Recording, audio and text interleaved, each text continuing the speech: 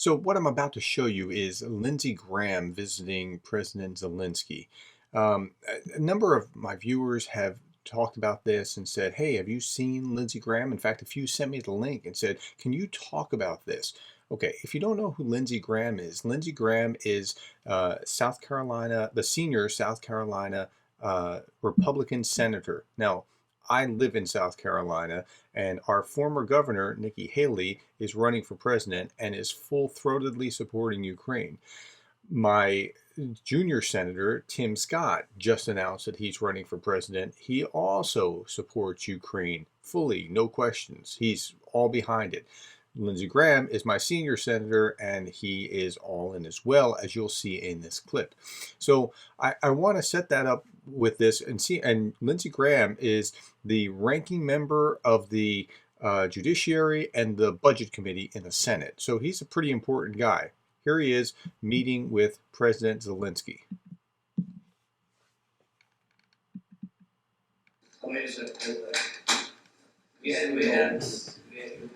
I think just so meeting.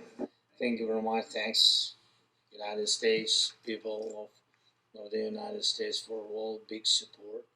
President Biden, bipartisan support, Congress, and really we thank you so much. Yeah, and they're affirming this is bipartisan support. Now you hear a narrative like, oh, it's just the Republicans are bad. No, there's a split within the Republican parties, but the conservatives are all in for supporting Ukraine in general. And the populist type, the Trumpian populists, are generally the ones that are isolationists or repeating the Russian talking points, whether they know that they're Russian talking points, and I suspect that most of them do not, or not. Free or die. Now you are free. Yes. And we will be. And the Russians are dying. It's the best money we've ever spent. Now, listen to that. The best money we ever spent. He's absolutely right. I mean, if you think about what we're doing by bolstering our values and degrading an enemy who is hostile to our values, this is actually a very, very useful way to spend that money. It's very sad what's happening. But if the Ukrainians are willing to stand up and fight for their own freedom, why are we not supplying them? Or why aren't we supplying them faster? Thank you so much. That was, we're on 4. Let's see, it makes life possible. Yes. More than thousands of something and as a result of this, how to fight against, how to defend our people. Of our better selves in America. There was a time in America that we were.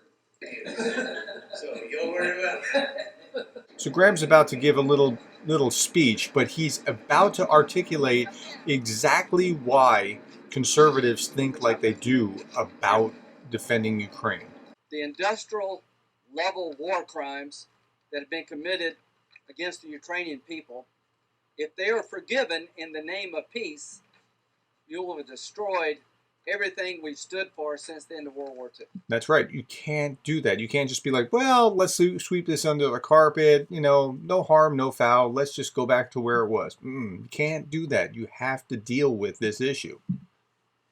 There can be no forgiving and forgetting when it comes to Putin's war crimes. That's right. There can be no backing off of helping Ukraine, because if we fail here, there goes Taiwan. Now, that's what I meant by the conservative mindset. When a conservative looks, I don't know that it's the same with liberals. Tell me in the comments if you think the same way. Now, I know that conservatives look at this and liberals look at this, and they see two slightly different pictures, but they're all in on defending Ukraine when they see it. So the liberal, we've talked about this in other videos, looks at Ukraine and sees a victim being bullied by this aggressor. The conservative sees the aggressor bullying the victim. I don't know if that makes any sense, but it's just like I see Russia first and I think, whoa, that's not right. You can't do that to Ukraine. And it looks the other way around from the liberal mindset, as we've kind of processed this in previous videos. Yeah, but the next step is so I have some populist kind of friends who will say things like, well, I don't want to start World War III. Well, I don't want to start World War III either. I'm trying to prevent World War III. But the way that I see preventing World War III is stopping Putin here so that he doesn't become Hitler and expand even beyond it. Now, President Xi is watching, and part of the way that I see this is if President Xi sees us blunt Putin's ambitions here in Ukraine, and it's a very bad day, then he won't go to Taiwan. And that's what he's saying here. Now, I'm not sure if liberals think in those kind of categories like conservatives think, like I do, but I think you're on a similar page. Tell me if that's accurate. And on future Ukraine membership, and specifically on inviting.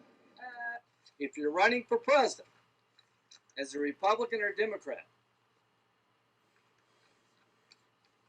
I don't know how you can make the argument that we're stronger against China if we pull the plug on Ukraine. Yeah, that makes zero sense. That's exactly right. I mean, you've got to be thinking in that big picture because it's a global world, right? You can't just think in terms of isolated little areas. But yes, if you support Ukraine, then China gets the message.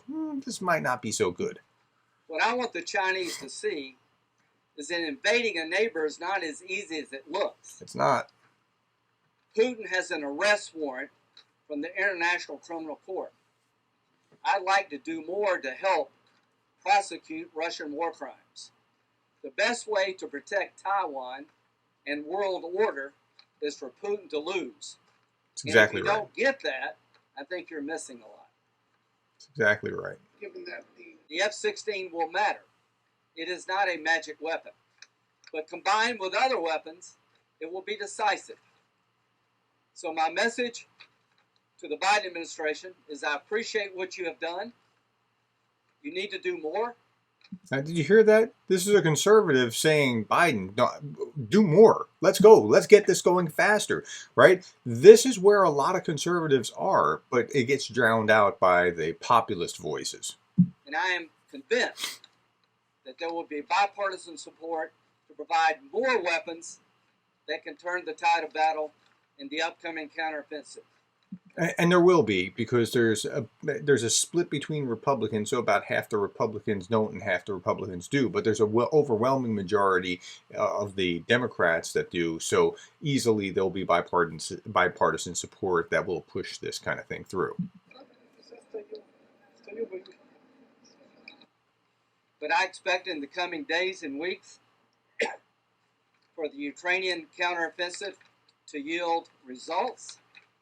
And I'm here to tell you that the last chapter of the Battle of Bakhmut is yet to be written. Yeah, that's a really good line. I'm here to tell you that the Russian military is about to have holy hell unleashed upon them. So you got a good sense of what Lindsey Graham's position was, and I think he articulates how many conservatives see Ukraine. It's important. It's important. I've said this before. I support Ukraine because I can't not support Ukraine and uphold the values that I already hold. Like, this is part of my values, which is why I'm all in as well. I hope you are. Thank you for your time. Thank you for caring about Ukraine. Thank you for being the kind of person that's willing to sit here and listen to this because you care.